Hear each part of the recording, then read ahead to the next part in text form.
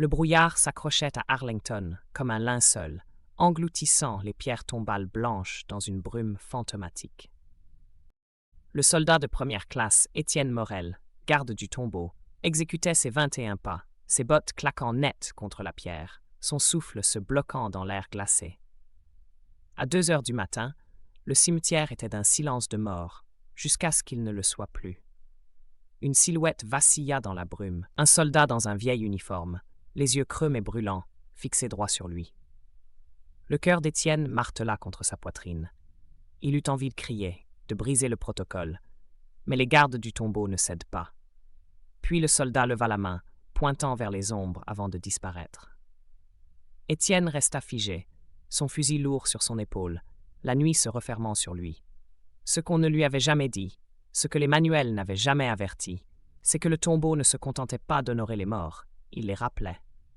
Et ce soldat avait une histoire qu'Étienne allait découvrir, qu'il soit prêt ou non. La nuit d'automne pesait sur le cimetière national d'Arlington. Un drap de brume serpentait entre les rangées de pierres blanches. Près du tombeau du soldat inconnu, l'air était immobile, seulement rompu par le clic rythmé des bottes sur la pierre. 21 pas. Pause. Demi-tour. Encore 21 pas. Étienne Morel, garde du 3e régiment d'infanterie, se mouvait avec précision, son fusil MAS 49 posé sur l'épaule, son visage figé dans une discipline de marbre sous la lueur tamisée du monument. À 24 ans, Étienne était nouveau chez les anciens, 6 mois seulement qu'il avait l'honneur de veiller sur le tombeau. Mais cette nuit, sa première garde de nuit en solitaire, quelque chose n'allait pas. La brume s'épaissit, s'enroulant comme une créature vivante.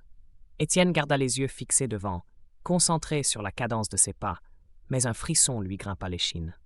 Du coin de l'œil, au-delà des chaînes délimitant la zone sacrée, il le vit, une silhouette. Un soldat en uniforme olive, comme sorti d'un livre d'histoire. La silhouette resta immobile, à peine visible dans la brume. Le cœur d'Étienne fit un bond. Il ne ralentit pas, ne tourna pas la tête. Les gardes du tombeau ne fléchissent pas, mais lorsqu'il atteignit l'extrémité de sa marche et jeta un regard, la silhouette avait disparu. Juste la brume, se dit-il, juste cette fichue brume en pleine nuit. Il resserra sa prise sur son fusil et reprit sa ronde. 21 pas. Pause. Demi-tour. La nuit suivante, cela recommença. À la même heure, autour de 2 heures du matin. Le soldat était là, plus proche cette fois, près du bord de l'esplanade. Étienne distingua davantage de détails. Les galons effacés d'un simple soldat, un visage jeune, 19 ans peut-être, pâle comme le marbre alentour. Les yeux du soldat accrochèrent ceux d'Étienne, pas menaçants, mais suppliants, comme s'il avait besoin de quelque chose qu'Étienne n'arrivait pas à nommer. La respiration d'Étienne se bloqua. Il voulut crier, demander qui était là, mais son entraînement le retint. Lorsqu'il cligna des yeux, la silhouette se dissipa dans la brume. La 3e nuit, Étienne était nerveux. Il se tenait dans la guérite avant son tour, vérifiant son uniforme dans le petit miroir, les mains légèrement tremblantes. L'adjudante-chef Marie Torse, sa chef de section, s'adossa contre l'encadrement, les bras croisés.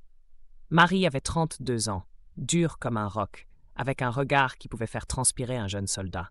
« On dirait que t'as vu un fantôme, Morel, » dit-elle d'une voix sèche. Étienne força un rire. « Peut-être bien. Vous avez déjà vu des choses étranges, la nuit ?» Marie haussa un sourcil. Arlington a ses histoires. Les anciens parlent d'ombres, de murmures, de soldats qui n'ont rien à faire là. Ça fait partie du décor. T'es pas en train de craquer, j'espère ? Non, chef, répondit Étienne aussitôt. Juste fatigué. Elle le fixa un moment, puis son regard se radoucit. Écoute, gamin, ce tombeau est sacré. Tu gardes plus qu'un morceau de pierre. Ces inconnus, ce sont de vraies personnes, avec des histoires que personne ne connaît. Peut-être qu'ils sont agités, ou peut-être que t'as juste besoin de dormir. Dans tous les cas, reste concentré. Les paroles de Marie restèrent avec lui lorsqu'il sortit dans le froid. Cette nuit-là, le soldat réapparut, plus proche encore, juste au-delà des chaînes. Le pouls d'Étienne s'accéléra. La silhouette leva la main et pointa vers une rangée de pierres tombales au loin, puis disparut. Étienne resta figé à l'extrémité de sa marche, fixant l'obscurité. « Qu'est-ce que tu veux » murmura-t-il, la voix à peine audible. Le lendemain matin, Étienne ne pouvait pas s'en débarrasser. Assis dans sa chambrée, il faisait défiler son téléphone, cherchant tout ce qu'il pouvait sur le tombeau. Internet regorgeait de faits. Le tombeau contenait des restes de soldats des 2 guerres mondiales, de Corée, du Vietnam, dont les noms avaient été perdus. Des milliers d'entre eux reposaient à Arlington, leurs histoires éteintes. Les yeux d'Étienne s'attardèrent sur la photo d'un poilu de la Grande Guerre. Même uniforme olive, même regard hanté. Son estomac se noua. Il appela son grand-père, Georges Morel, un ancien combattant de la Seconde Guerre mondiale, qui vivait dans un petit village à 1 heure de là. La voix de Georges grésilla dans le combiné, chaude mais usée. « Qu'est-ce qui te tracasse, fiston » demanda Georges. Étienne hésita, puis déversa tout, la silhouette, le geste du soldat, cette impression d'être observé. « Papy, je deviens fou ou c'est réel ?» Georges resta silencieux un moment. « En 1944, en France, j'ai vu des choses. Des ombres dans les tranchées, des hommes qui n'étaient pas là. Mon camarade jurait avoir vu son frère, tué 1 an plus tôt, debout au bord du camp. La guerre laisse des échos. Étienne, ces garçons à Arlington, ces inconnus, ils ne reposent pas tranquilles si personne ne se souvient d'eux. Si ce soldat te montre quelque chose, c'est peut-être qu'il veut que tu l'écoutes. » « L'écouter dire quoi ?» demanda Étienne. « Son histoire, répondit Georges. Découvre qui il est. Donne-lui un nom. » Étienne raccrocha, l'esprit en ébullition. Cette nuit-là, il marcha sur l'esplanade avec une résolution nouvelle. La brume était moins épaisse, les étoiles perçaient au-dessus. Il fit ses 21 pas, et cette fois, lorsque le soldat apparut, Étienne ne détourna pas le regard. « Tu veux que je sache quelque chose, pas vrai ?» dit-il doucement. « Je suis là, montre-moi. » Le soldat ne bougea pas, mais ses yeux captèrent ceux d'Étienne. Et soudain, le monde bascula. Étienne vit des éclairs, une tranchée boueuse, le fracas de l'artillerie, un jeune homme serrant une lettre, son uniforme trempé de sang. Puis tout disparut, et Étienne se retrouva sur l'esplanade, haletant. Le soldat pointa encore vers les pierres tombales avant de s'évanouir. Étienne se mit à fouiller. Entre ses gardes, il parcourut les archives d'Arlington, les vieux dossiers militaires, tout ce qu'il pouvait trouver. Il tomba sur la mention d'un soldat de la Grande Guerre, enterré comme inconnu, avec un bout de papier dans la poche. Guillaume, Lorraine, 19. Pas de nom de famille, pas d'unité, juste un gamin mort dans l'Argonne, l'une des batailles les plus sanglantes. « C'était toi » chuchota-t-il à la chambre vide. Il se mit à parler au soldat pendant ses gardes, se moquant bien de paraître fou. « Salut Guillaume, si c'est bien ton nom. Moi c'est Étienne, je viens d'Auvergne. Mon père était au Liban, il n'en parle jamais. J'ai signé pour lui faire honneur, mais parfois je me demande si je suis à la hauteur. » Il fit une pause, presque en attente d'une réponse, mais la nuit resta muette. Pourtant, parler semblait juste, comme construire un pont. Une nuit, les visions devinrent plus fortes.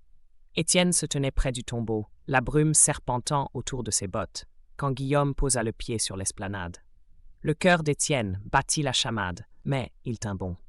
Les lèvres du soldat ne bougèrent pas, mais des images inondèrent son esprit. Une petite ferme lorraine, une mère cousant un uniforme, un jeune homme écrivant à la chandelle.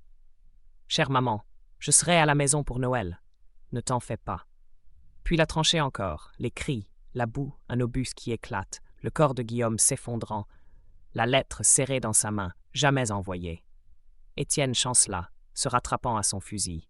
« Je l'ai vu, » murmura-t-il. « Je t'ai vu. Que veux-tu que je fasse ?» Guillaume pointa une dernière fois vers les pierres, son visage plus serein, presque apaisé. Étienne sut ce qu'il devait faire. Le lendemain, il contacta la docteure Sarah Léon, une historienne travaillant avec les archives du cimetière. Il lui parla du bout de papier de Guillaume. Sarah, d'abord sceptique, accepta d'aider. Après des jours de recherche, elle trouva une maigre piste. Un soldat Guillaume Martin de Lorraine, disparu en 1918, corps jamais retrouvé, famille jamais prévenue. 19 ans. C'est lui, dit Étienne, la voix brisée. Je le sais.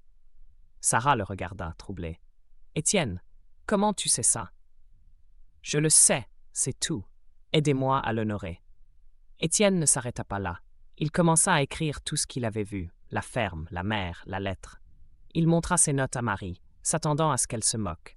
Mais elle ne le fit pas. Tu fais ce qu'il faut pour lui, dit-elle. C'est ça le tombeau, Pas juste veiller, mais se souvenir. Sa détermination grandit. Il proposa à son commandant un projet pour honorer les inconnus, pas seulement au tombeau, mais dans tout Arlington. On pourrait appeler ça le projet mémoire, dit-il. Lire leurs histoires, même les bribes qu'on connaît, pour qu'ils ne soient pas oubliés. Le commandant hésita, mais Marie le soutint. Laissez-le essayer, mon commandant. C'est ça, l'esprit de la garde. La première cérémonie fut modeste, au crépuscule d'un soir de novembre. Étienne se tint devant le tombeau. Une foule de soldats, vétérans, familles s'était rassemblée. Ses mains tremblaient sur son papier, mais sa voix resta ferme. « Soldat Guillaume Martin », commença-t-il. Né en Lorraine, 1889, il rêvait de devenir instituteur. Il écrivait à sa mère pour la rassurer. Il est mort dans l'Argonne, octobre 1918, pour un pays qu'il aimait. Son nom fut perdu, mais ce soir nous nous souvenons de lui. Le silence se fit, certains essuyant des larmes. Étienne sentit un poids s'envoler, l'air plus léger. Il jeta un œil vers les pierres, espérant apercevoir Guillaume, mais l'esplanade était vide. Cette nuit-là, pour la première fois depuis des semaines, le soldat ne parut pas. Étienne persévéra. Le projet mémoire grandit. D'autres gardes s'y joignirent, lisant des noms et des histoires lors de cérémonies mensuelles. Étienne collabora avec Sarah pour exhumer d'autres fragments, lettres, plaques, miettes de vie oubliées. Il enregistra les histoires, les mit en ligne pour que les familles puissent entendre. Des écoles participèrent. Des enfants lisaient des noms en classe, déposaient des fleurs sur les tombes. Un an plus tard, Étienne, devenu sergent, montait la garde. Le projet avait gagné d'autres cimetières, un mouvement silencieux de souvenirs. Alors qu'il marchait, il vit une petite silhouette au bord de l'esplanade, une fillette de 10 ans tenant la main de son père en fauteuil roulant. Elle avança et posa une fleur blanche au pied du tombeau, un mot glissé dans les pétales. « Merci de vous souvenir d'eux. » Quand son tour se termina, Étienne alla à leur rencontre. « Pourquoi as-tu laissé la fleur » demanda-t-il doucement. La petite leva ses yeux brillants. « Mon grand-père était au Vietnam. Personne ne connaissait son nom avant que vous racontiez leurs histoires. Je voulais dire merci. » La gorge d'Étienne se serra. Il salua le vétéran, qui répondit d'un signe digne. Tandis qu'il s'éloignait, Étienne se tourna vers le tombeau, le marbre doucement éclairé. « Guillaume, souffla-t-il, nous sommes toujours là, et nous le serons toujours. » Il se remit en position, ses bottes claquant sur la pierre. 21 pas. Pause. Demi-tour. Le brouillard se referma, mais Étienne n'avait plus peur. Il savait qu'il n'était pas seul.